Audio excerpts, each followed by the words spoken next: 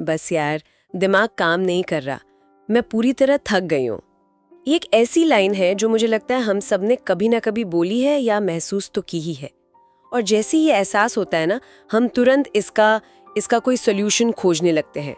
कोई नई productivity app, कोई मेडिटेशन टेक्निक, कोई किताब, कुछ भी जो इस दिमागी बोझ को बस हल्का कर दे। आज हमारे पास beyond resolution, the silence of being नाम की किताब के कुछ अंश हैं। और ये जो स्रोत है, ये इस पूरी समस्या को एक बिल्कुल ही अलग नजरिए से देखता है। वो कहता है कि शायद हम जवाब ही गलत जगह पे ढूंढ रहे हैं। तो आज हम इसी की गहराइयों में उतरेंगे। हमारा मिशन ये समझना है कि क्या हमारी ये जो मानसिक थकावट है, इसका जवाब कोई नया समाधान नहीं बल्कि मौन है। क्या ऐसा हो सकता है कि हम जिस समस्या को सुलझाने में लगे हैं, उसका असली हल उसे छोड़ देने में हो? चलिए इस किताब के सबसे पहले और शायद सबसे चौंकाने वाले विचार से शुरू करते हैं। इसमें लिखा है, दिमाग कभी नहीं थकता। ये सुनते ही मेरा पहला रिएक्शन था कि ये कैसे हो सकता है। मेरा दिमाग तो हर शाम तक बिल्कुल थक जाता है, खासकर एक मुश्किल दिन के बाद। अगर दिमाग नहीं थकता तो फिर ये जो भारीपन, ये जो उलझन महसूस होती है, वो आखिर है क्या? आपका सवाल बिल्कुल सही है, क्योंकि ये हमारे अनुभव के एकदम खिलाफ जाता है ना? लेकिन लेखक का तर्क ये है कि दिमाग को एक मशीन की तरह देखिए। जैसे आपकी कार का इंजन है, वो चलने से नहीं थकता, वो तो उसका काम ही है। वो थकता तब है जब आप उसे लगातार रेड लाइन पर चलाते हैं, गलत गियर में चलाते हैं या उस पर उसकी क्षमता से ज्यादा बोझ डाल देते हैं। हमारे दिमाग के साथ भी यही हो रहा है। थकान वो दिमाग के सोचने की प्रक्रिया से नहीं आती। थकान आती है उस पर डाले गए बेहिसाब बोझ से। हजारों अधूरे विचार, भविष्य का डर, पुरानी बातों का पछतावा, अनगिनत उम्मीदें, ये सब मिलकर दिमाग में एक भीड़ पैदा कर देते हैं। भीड़, हाँ, ये शब्द एकदम सही है। बिल्कुल। लेखक ने इसके लिए एक बड़ी अच्छी मिसाल दी है। वो कहते हैं, तुमने अपने दिमाग को एक बाजार बना दिया है और फिर शिकायत करते हो कि शांति नहीं मिलती। अब जाहिर है बाजार में शांति तो नहीं मिल सकती, वो तो मंदिर में मिलती है। हाँ, और इस किताब के मुताबिक मौन ही वो असली मंदिर है। तो हमें जो थकान महसूस होती है, वो दिमाग की नहीं बल्कि उस बाजार के 24 घंटे चलने वाले शोर की है। बाजार, ये शब्द सुनते ही मुझे अपने दिमाग का हाल समझ में आ गया।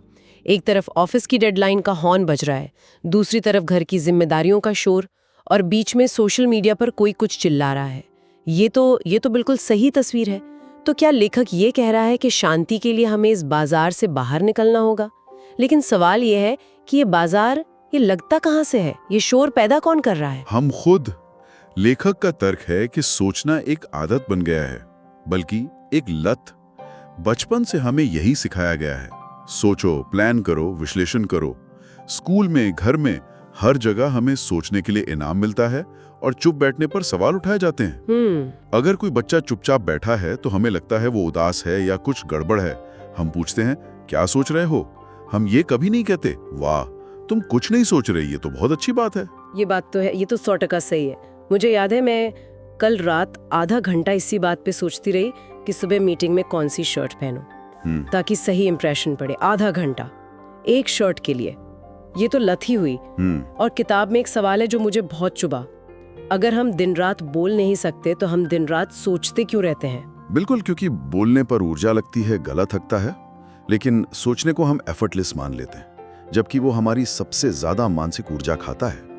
हमारी शिक्षा ने मौन को एक अपराध जैसा बना दिया है, समय की बर्बादी। जबकि सच तो ये है कि सोचना एक बहुत जरूरी औजार है, एक टूल है, लेकिन हमने उसे अपना मालिक बना लिया है। और जो औजार 24 घंटे चलता रहे, वो शोर तो पैदा करेगा ही, वो हमें थकाएगा ही। ठीक है, शोर हमारी सोचने की लत से पैदा हो रहा है। और जब भी हम इस शोर से थकते हैं तो हमारा पहला कदम क्या होता है? हम इसका सल्यूशन ढूंढने लगते हैं। और सल्यूशन ढूंढने के लिए हम क्या करते हैं? हम और ज्यादा सोचते हैं। ये तो एक जाल जैसा है। मुझे लगता है यहीं पर इस किताब का सबसे दिलचस्प हिस्सा आता है, जिसे वो समाधान का विरोधाभास कहते हैं। आपने बिल्कुल सही पकड़ा। किताब का जो मुख्य वाक्य है वो यही है, तुम्हें समाधान नहीं, मौन चाहिए। ये विचार, ये हमारे लिए हजम करना बहुत मुश्किल है, क्योंकि हमारी पूरी प्रोग्रामिंग समस्याओं को हल करने की है। हाँ, प्रॉब्लम है तो सल्यूशन होगा। एग्जैक्टली। लेकिन लेखक का दर्शन ये है कि समस्या और समाधान दोनों एक ही सिक्के के दो पहलू हैं। और वो सिक्का है सोच। आपका मन ही किसी स्थिति को समस्या का लेबल देता है और फिर वही मन उसे हल करने के लिए हजारों नए विचार पैदा करता है। तो आप सोच से ही सोच को काटने की कोशिश कर रहे हैं। एक मिनट, ये सुनने में तो बड़ा क्रांतिकारी लगता है, पर क्या ये प्रैक्टिकल है? मतलब अगर ऑफिस में कोई बड़ी प्रॉब्लम है तो मैं अपने बॉस को ये तो नहीं कह सकती कि मुझे सोल्यूशन नहीं साइलेंस चाहिए। एक डॉक्टर या एक इंजीनियर, उनका तो काम ही समस्याओं के बारे में गहराई से सोचना है। क्या ये फिलॉसफी असल जिंदगी में लागू होती है? ये बहुत जरूरी सवाल है। और लेखक का मतलब ये नहीं है कि आप सोचना बिल्कुल बंद कर दें और जिम्मेदारियों से भाग जाएं। यहाँ पर फर्क समझना होगा। इसे समझाने के लिए लेखक ने हाथ में पत्थर की एक बड़ी अच्छी मिसाल दी है। सोचिए, आपके हाथ में एक भारी पत्थर है और आपका हाथ बुरी तरह थक गया है। अब समाधान क्या है? पत्थर को और कस के पकड़ना है या उसे पकड़ने का कोई नया तरीका सीखना?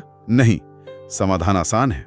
पत्थर को नीचे रख दो। पत्थर को नीचे रख दो। हाँ, हमारी ज्यादातर समस्याएं वो पत्थर हैं जिन्हें हम बेवजह उठाए घूम रहे हैं। ऑफिस की वो असली प्रॉब्लम जिसका हल ढूंढना है, वो जरूरी काम है। लेकिन उस प्रॉब्लम के साथ हम 100 और पत्थर उठा लेते हैं। अगर ये हल नहीं हुआ तो क्या होगा? मेरा बॉस क्या सोचेगा? कहीं मेरी नौकरी न चली जाए? पिछली बार भी ऐसा ही हुआ था। ये सब वो पत्थर हैं जो हमें थकाते हैं, असली प्रॉब्लम नहीं। जब आप इन पत्थरों को, इस मानसिक शोर को नीचे रख देते हैं, मतलब मौन में चले जाते हैं, तो आपका दिमाग शांत और साफ हो जाता है। और अक्सर उसी शांत दिमाग में असली प्रॉब्लम का रचनात्मक हल अपने आप उभर आता है। अच्छा, तो मौन समस्या को नजरअंदाज करना नहीं है, ये उस शोर को हटाना है जो समाधान के रास्ते में खड़ा है। ठीक है। अब ये ज्यादा समझ में आ रहा है। मतलब हमें सारे पत्थर नहीं, बस वो बेवजह वाले पत्थर छोड़ने हैं। लेकिन बात फिर वहीं आ जाती है। ये पत्थर छोड़ना सुनने में बहुत आसान लगता है, पर असल में जब मैं चुप बैठने की कोशिश करती हूँ तो मेरा हाथ उस पत्थर को और जोर से पकड़ लेता है।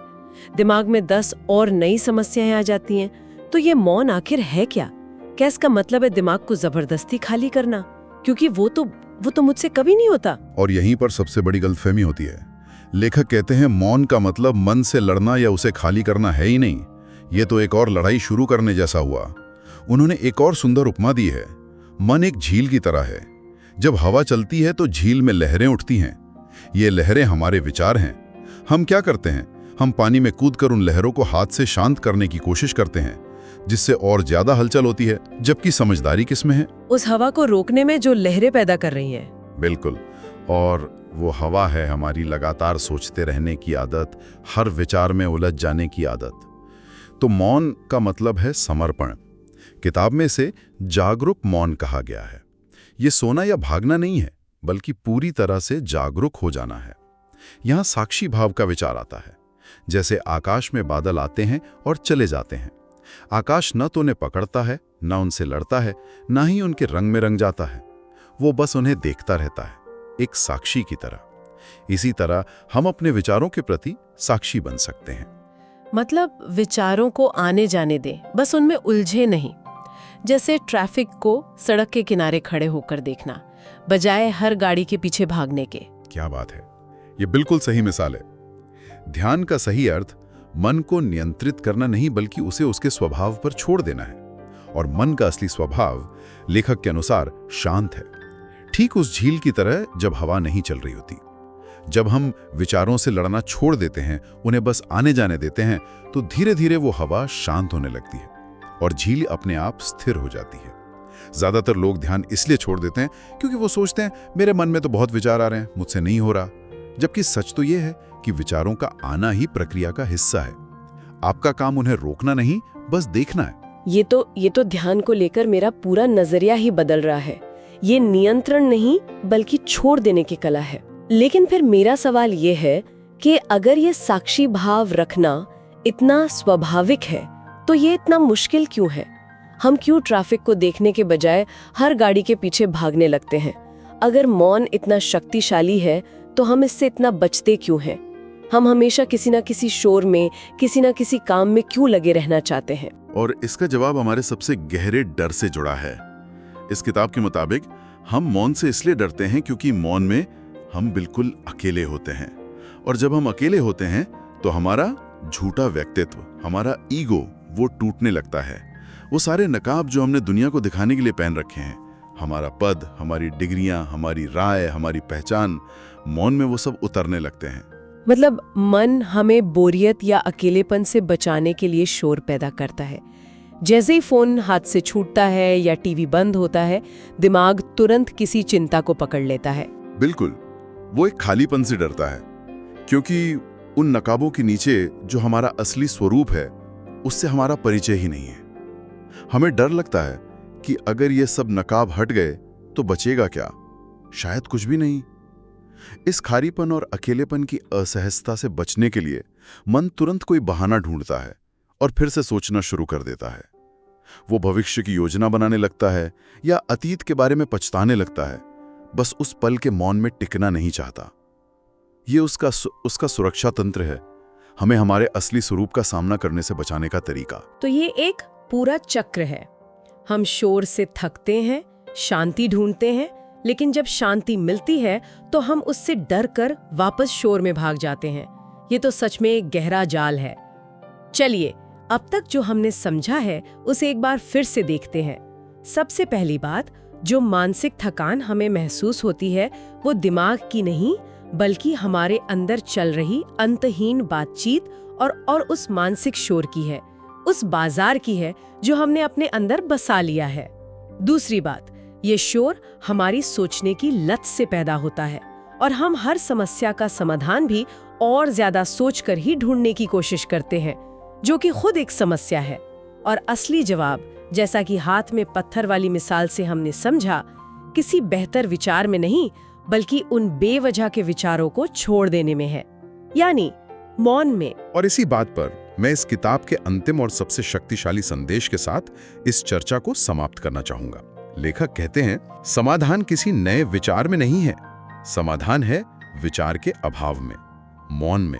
जब हम सोचना बंद कर देते हैं, जब झील शांत हो जाती है, तभी असली समझ और समाधान की परछाई उसमें साफ दिखाई देती है। तो आज की इस बातचीत से जो एक सवाल हमारे श्रोताओं के लिए सोचने के लिए रह जाता है वो ये है, किताब कहती है कि जब मन शांत होता है तो जीवन अपने आप दिशा देता है। जैसे एक फूल को ये नहीं सोचना पड़ता कि उसे कब खिलना है, या नदी को ये योजना नहीं बनानी पड़ती कि उसे समुद्र तक कैसे पहुंचना है।